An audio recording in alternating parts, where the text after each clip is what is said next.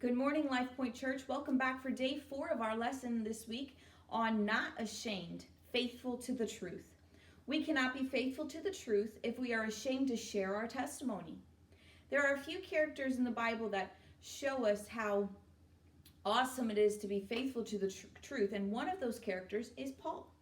In words and in actions, he showed over and over that he was not ashamed of the gospel that had saved him. And one of those instances we see, and we've studied all week, where he stood in front of King Agrippa and he gave his testimony. But you have to kind of understand why Paul was there. It was not really a good situation all the way around. We talked about how he could have been ashamed of his chains. We talked about how he could have defended himself.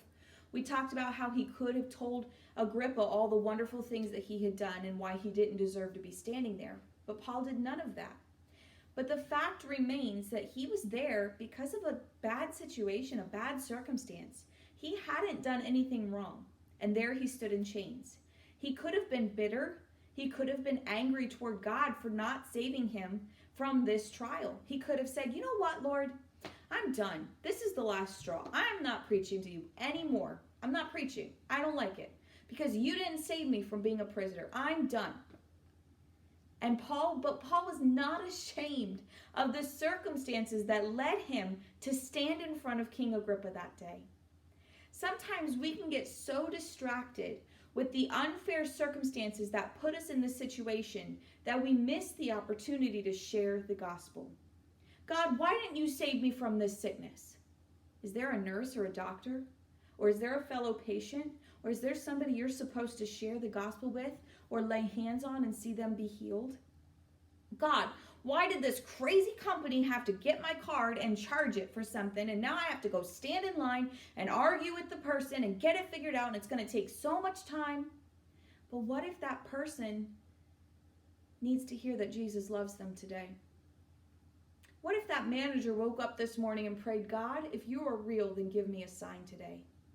Don't let the way you contacted that person distract you from fulfilling the reason Jesus put them in your life today. We can get caught up in frustration so easily, but that will distract us from sharing the gospel. Don't let it happen today. Look into their eyes and see a soul that needs the love of Jesus. Then do your best to be a conduit of that love, no matter the situation that puts you in contact with them.